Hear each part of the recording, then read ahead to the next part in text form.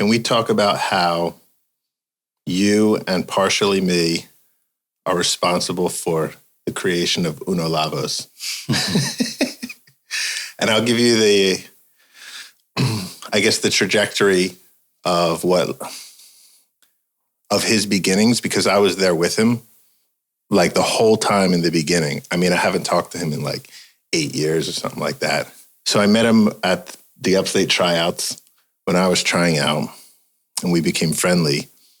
And he wanted to be like a smack rapper. Like that was like his whole motivation. He was like dreamed to be like on like URL and be like one of those types of like just like gun bar, street aggressive rapper. That was all he was about. But as you could see, he kept stumbling in every battle, and he kept fucking his battles up and losing. He wasn't getting a lot of chances with like other, opportunities when he was battling. He messed up like 2-3 times, and he was like worried that you weren't going to like invite him back or something like that, but you continued to give him more opportunities. And unbeknownst to me, you mentioned you had like hour-long conversations with him anyway about like coaching him too. We did the tryouts. We might have had one or two events at Upstate. And then he and I went to Lounge Battles because we heard Mad Ills was hosting this Lounge Battles 8 event in Orlando, and we could battle there also. So me and Uno Lavos actually went to Lounge Battles, and we battled each other.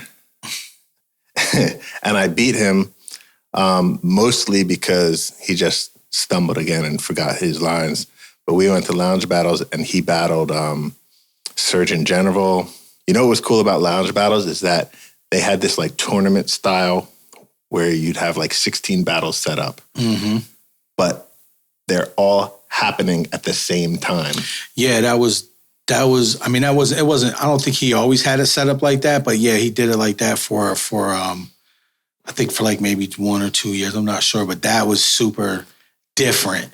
Yeah. Like, so the brackets, because it was like he had these smaller battles all going on at the same time to shorten up the bracket to do the main stage battles. Yes. But you're in the room, you're in this big room, and you have one battle in front of you and then behind you and then next to you, and they're all like shouting at each other at the same time, and they each have a judge with them. Mm-hmm. It was the craziest thing I ever saw.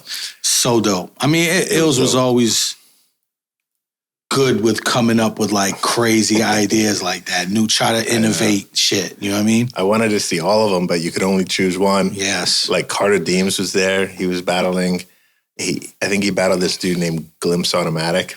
Yep, I remember him. He was like, "You have a cannon that shoots out rainbows," or like some shit like that. It was all just freestyle because there were just like so many, many battles. So that was fun. But we did that battle. Nothing really happened, and then we came back, and I really just attribute him continuing on because of the opportunities that you gave him. Yeah. Because if you had stopped letting him battle because you're like, yo, you keep fucking up too much, like it would have been over for him. Yeah, he wouldn't have.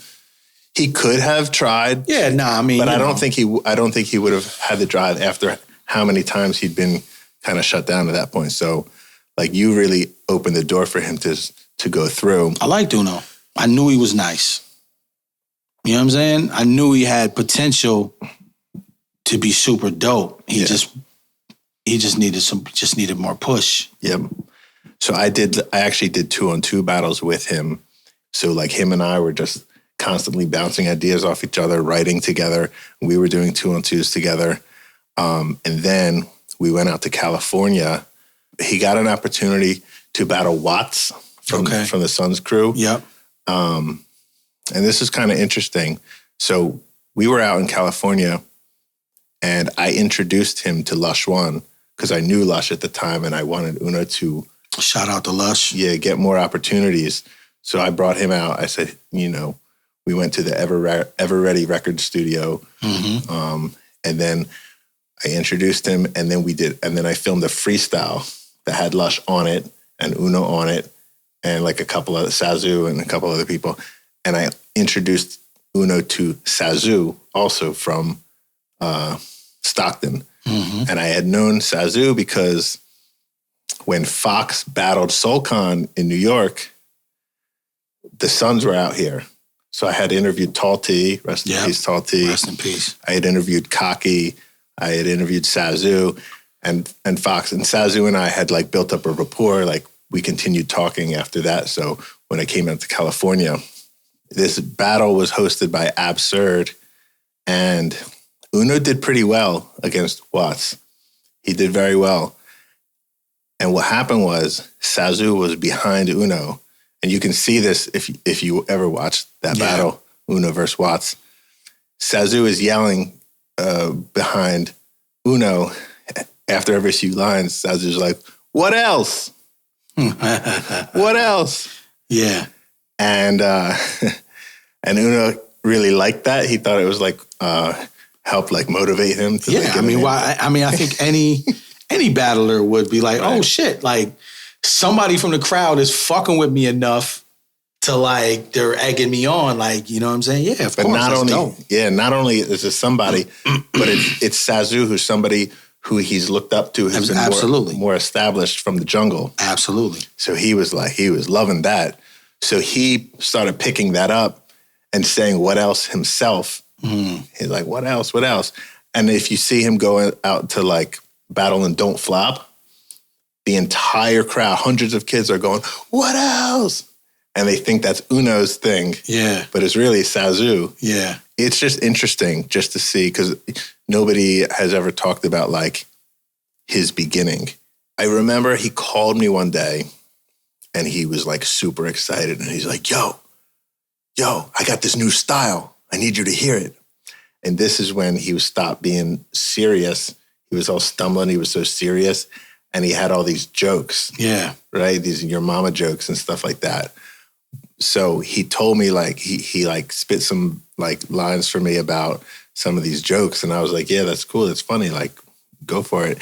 And then since then, like he and I we would like take long car rides. Like if we went to Toronto for the King of the Dot event, we would just be like going back and forth with like these your mama jokes to each other back and forth. Yeah. So that was like the very beginning of seeing him do like this like whole new style.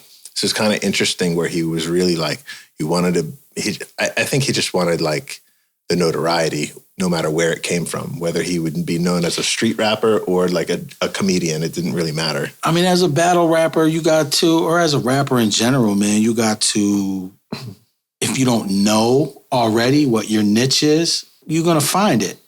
He found his niche. He did. He definitely did. So It wasn't expected. It's like dudes that do music, right? And they come into battle rap and they're like, well, I do music. Mm-hmm. I'm just trying to do this to get a little bit of visibility, like you said earlier, right? Right. But then the music don't work, but then the music just isn't going nowhere. But your battling is fucking getting you paid. Or you're getting you more notoriety. But you're really too stubborn to be like, well, I don't want to be a battle, I want to do music. You have to make a decision at that point, right? Music ain't working, bro. The battle rap shit is working. Mm-hmm. And you might have the guy that's like, well, I want to do music. Yeah, bro, but the battle rap is kind of popping for you. So I hate when people just call me a battle rapper. People rather listen to you battle rap than listen to your music. Mm-hmm. What's that tell you? Mm-hmm. Right. Leave the music alone. Concentrate on this battle rap shit, because that's what's going to get you where you want to go. Yeah. And it's the same thing, Uno wanted to be serious, serious bars. And he had, listen. He did it. He had the bars. Yeah. He always had the bars. Bro always had the bars, man. He just didn't know how to execute them. Yeah, nobody expected him to go as far as he took it. That was like insane. He was like, you mean the battle rap? Yeah, battle. He saw it working. He took advantage of it, and he made it to smack. He did everything that he wanted to do. So shout out to Uno Lavos, man. Holla at me, boy.